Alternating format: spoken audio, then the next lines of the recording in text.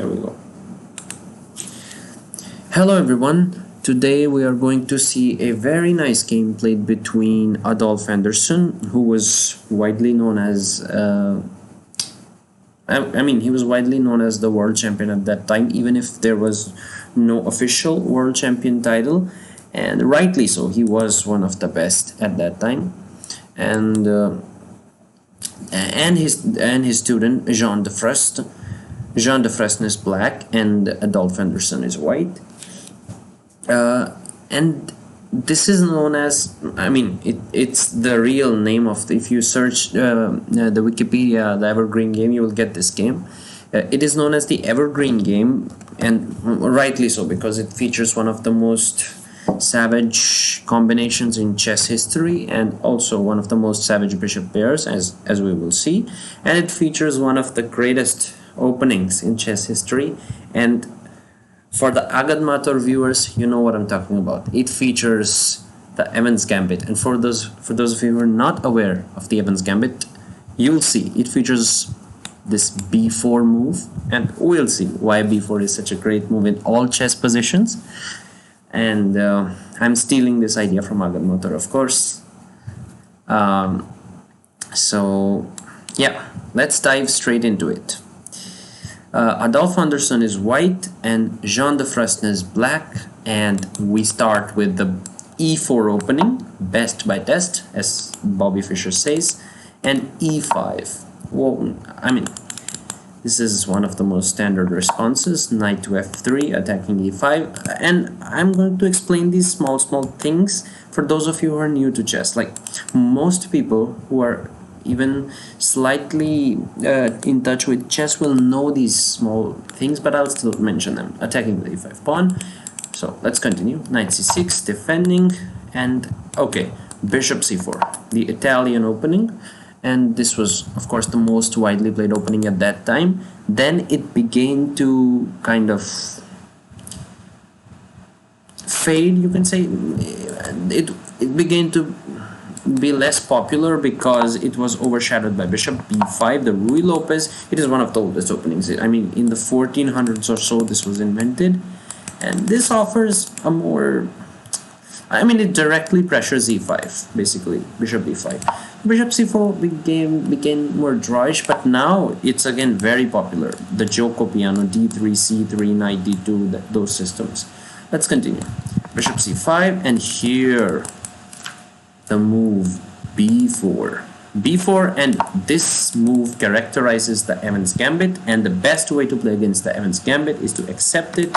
So bishop takes on b4, c3, and okay, one of the most standard replies, bishop a5 and d4. So the idea of the Evans Gambit is to, let's go back. So you want to get the central space, but it will be too slow to play to c3. It is actually the most common, the main line, c3, Gioco piano, but especially those days it was more about the style, and this starts a slow play. That's the problem, like knight f6, and then it's a slow game. You can play d3, you can play a lot of things. So bishop c5 and b4. So you immediately kind of deflect the bishop, play c3, and support your center with d4, and of course you will black takes on d4. And now the problem is you cannot take back, so it's not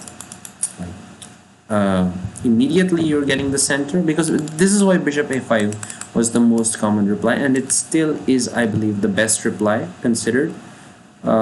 Bishop e7 is also very popular these days, but yeah. So here white usually castles, which is obviously the best move, and taking another pawn is generally not considered good. The reason being, you give white too much activity. Today with the engines, obviously black, even with the engines, white has slight advantage, I feel. Or maybe, it is not a ruled out opening even today. Stockfish and Alpha Zero played this, if I remember. Yes, they did play. So queen b3 comes if you take the pawn. It was not taken in the game, and then you get a lot of pressure. All of your pieces are coming in, and I know in some lines you have to give up your dark squared bishop to just take off the pressure. So let's not discuss that. d3 was played by Jean de Frest because, of course, actually there were a lot of games, not a lot, I mean a few games were there with Evans Gambit in the database between Jean de Frest and Adolf Henderson, so they knew this opening. And queen b3 nevertheless. But now you see d3 kind of, it disrupts the harmony, like the knight cannot immediately come, knight has to come from d2, so it's a good move. Queen b3, and here Jean de Frest played queen f6. Here he played e5, and now of course knight e5 is very dangerous because your base, oh sorry about that, you don't need to take, you can just play rook e1, and this is just almost lost. Like if you play d6, then you can even go, let's say, bishop g5 and queen f5, let's say, knight e5, knight e5, pawn e5 and queen b5, and you even are attacking the bishop, c6, and let's say rook e5, you also win the queen. So like this is so dangerous that basically black is lost. So you don't take on e5, of course you go queen g6, and I mean the rook is coming in line with the king. It's generally almost lost in such positions. So he played queen g6, and here rook e1 was played. So again, most of this game will not be accurate. You'll see that Adolf Anderson also makes a lot of wrong choices, but it was 1852 and it was a fun game. It was not like a... So here I believe yeah, knight g7 and bishop a3 were played, but here, I mean, what Jean de Frest made a bad move. He played b5, which is strange. Like you should castle and immediately you're fine. Like castles is the most natural move to me. Let's see what the engine says. Engine says d5 is the best move, but that's what I'm saying. Castles is the second best recommendation, and it's the most natural move. But he played b5, and somehow, yeah, those days it was more about developing quickly and even at the cost of one pawn, even if it is objectively not so good. So queen b5, rook b8, queen a4, and here bishop to b6 was played. So this bishop is, oh sorry about that, this bishop is very nice. So yeah, and here he played knight bd2, and again I think black is fine after castles. It's not anything big, but again he played this insane move, queen, sorry about that, bishop b7, and then after knight to e4 he's further bringing his pieces. Jean played queen f5, which is, I mean, what's the point of this move? But okay, bishop d3, you kind of put the queen under pressure. Knight d6 is a very big threat. He played queen h5, and again Anderson played knight f6, which is not the best move. It is not like a bad move. It gives white chances to win, but many people agree that knight g3 is a much safer way to keep the advantage, because yeah, this is a much safer way to play for the advantage, because let's say queen h6 and rook d1, and white is just doing very well. But okay, he played, this is a spectacular sacrifice, so we're not going to ruin it. Take on f6, and here he played rook g8, Jean de Frest. And here, this is my favorite move of the game. Okay, let's see. Let me clear the position first. Queen captures on f3 is a threat because the pawn is pinned, and after that even checkmate is a big problem. And after let's say I make a silly move, queen b3, just saying, queen f6, and let's say even if I defend the checkmate, let's say with bishop f1, it is more natural. knight to e5 just destroy. Also, like queen f2 is there then for checkmate. And then if I play g3, knight to e5, and there's no way to stop checkmate again.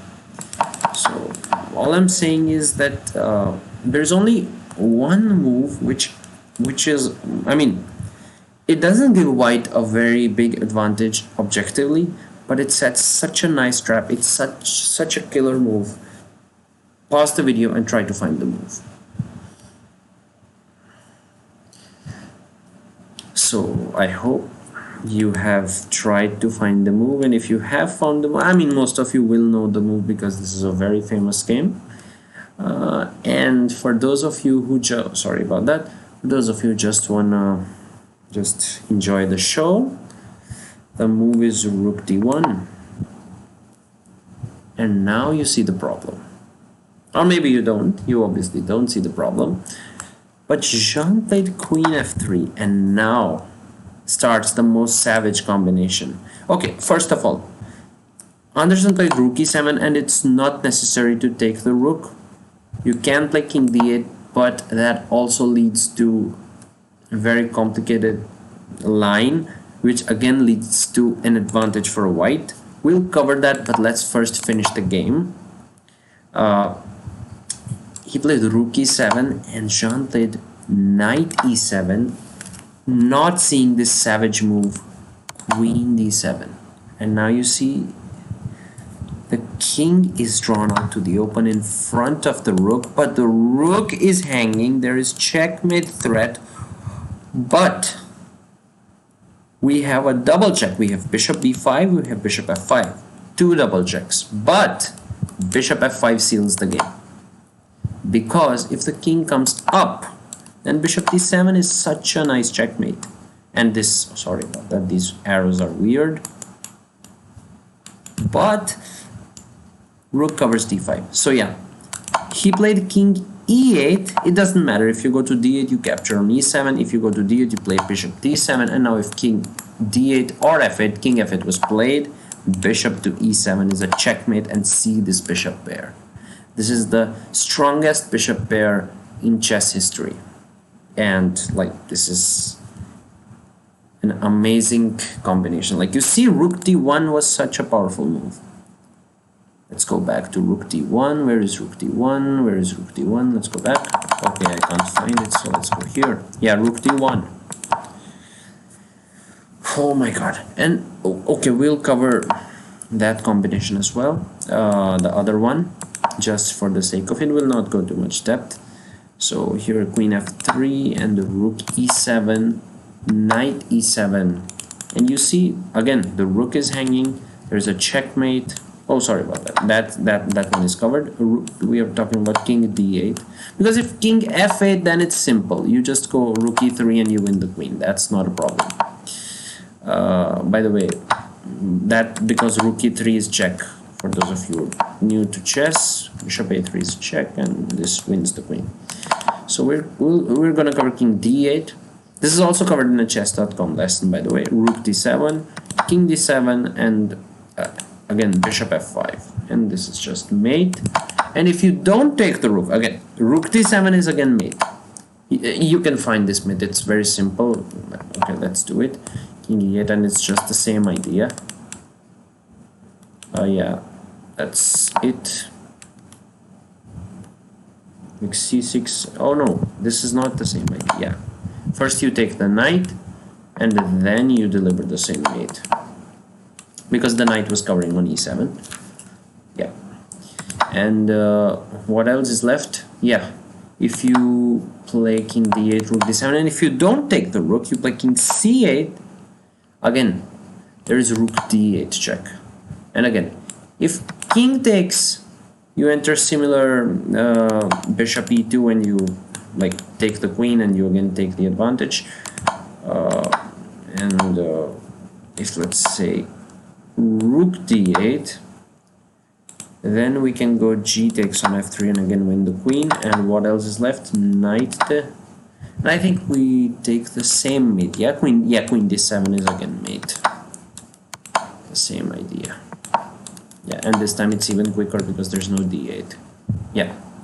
So we've covered even that line, but obviously the most important one was this one, queen d7, where just you take and you play queen d7 and bishop f5. See this? Oh my god, this is amazing. Like, you see, there's no king c6, you get destroyed by bishop on d7. Sorry about that. If you play king c6, and if you play king e8, you just face the wrath of the bishops no matter where you go. See this? Only 3 pieces on the board in complete harmony, and in this position only two bishops checkmating the black king. Amazing game. And that's it for today. Hope you enjoyed the video, and I will see you soon. Thank you all for watching.